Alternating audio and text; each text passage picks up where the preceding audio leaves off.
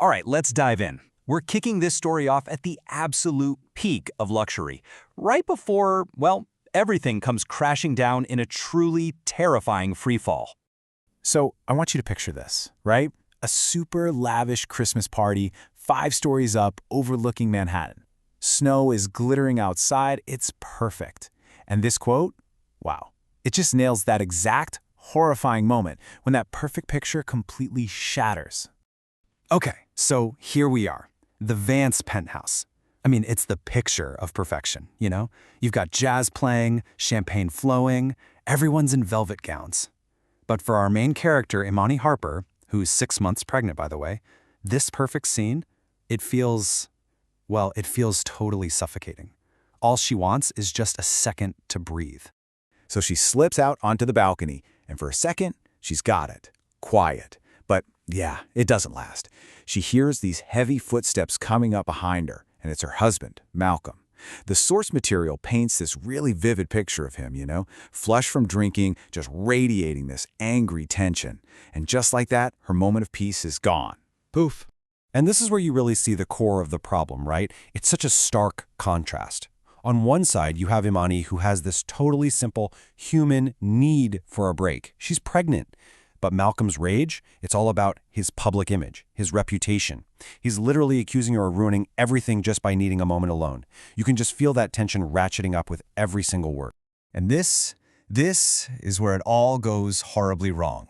The argument turns into a full-blown assault. It happens so fast, in just 3 distinct, horrifying moves. First, the grab, then the shove, and then the fall.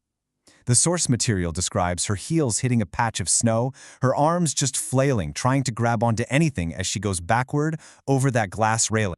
So, you hear Imani scream cut through the music of the party and everything just stops. The whole celebration just grinds to a halt. But here's the chilling part. Even in that moment of pure shock, Malcolm's mind is already working. He's calculating, spinning a whole new story. The cover-up, it literally begins before her scream has even finished echoing. And right away, 2 completely different stories pop up. You've got Malcolm, who immediately starts planting his version of events. Oh, it was a tragic accident. She was just so stressed, so unstable. But then there's a witness, and what they saw, it wasn't an accident at all. It was pure terror. They saw Imani reaching out, desperately trying to save herself. And just like that, bam, Malcolm has an accomplice. This woman, Tanisha Boyd, a guest at the party, she jumps right in to back him up. She starts framing Imani's obvious distress, not as, a reaction to her husband's rage, but as some sign that she's just unstable. She is actively helping him build the foundation for this giant lie. Now you've got to understand, this isn't just panic, not at all. This is a cold, calculated plan. Step 1, he shapes the narrative. Step 2, he uses his power to intimidate the other guests, basically threatening them into silence. And then, Step 3, he goes for the evidence, ordering security to just delete all the camera footage. It's methodical. But, and this is a big but, this is where Malcolm's whole perfect plan starts to completely unravel. See, his entire cover-up is built on one single massive assumption, that Imani didn't survive that fall. And folks, that assumption is about to be shattered into a million pieces. What saved her? 1 car. That's it. Just one single car parked below.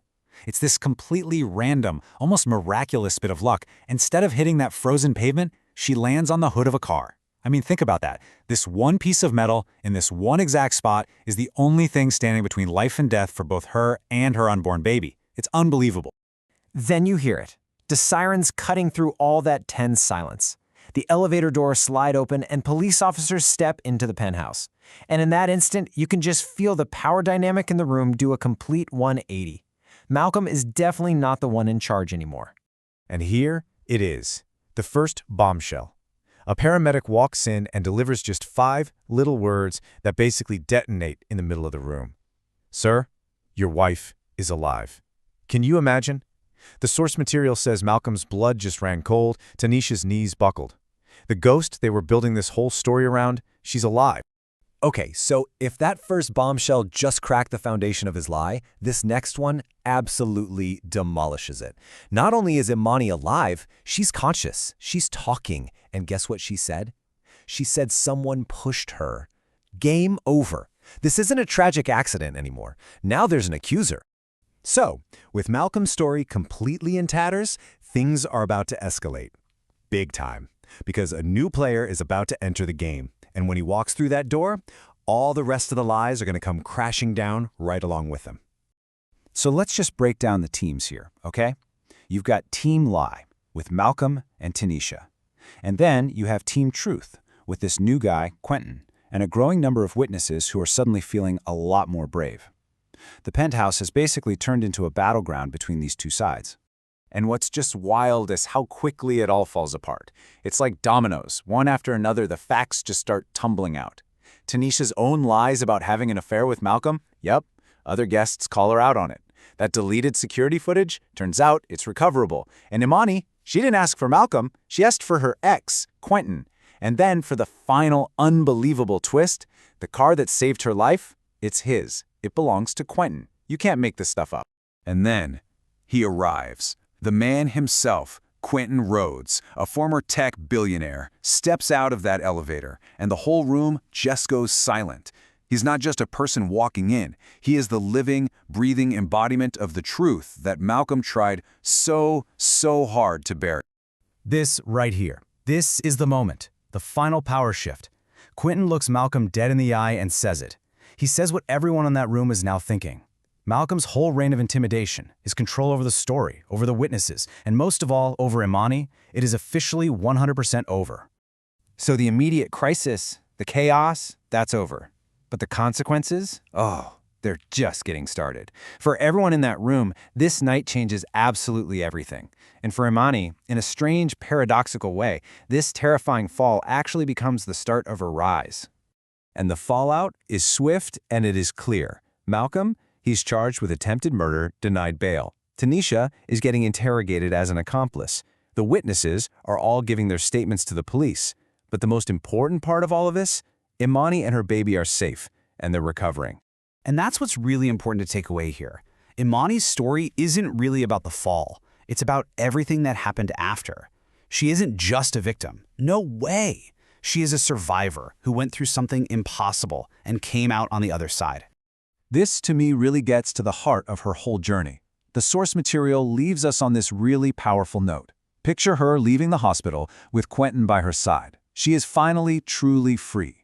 Free from the fear, free from the control that defined her life with Malcolm. You know, she didn't just survive the fall from that balcony, she escaped the prison her marriage had turned into. And so that leaves us with this one last thought to chew on. You had this huge, tangled web of lies, threats, and intimidation, all built by this really powerful guy. And it all came tumbling down. Why? Because one person survived something that should have been impossible to survive, and she found the courage to speak her truth. It really makes you wonder, doesn't it? How many other lies could crumble if every single survivor found their voice?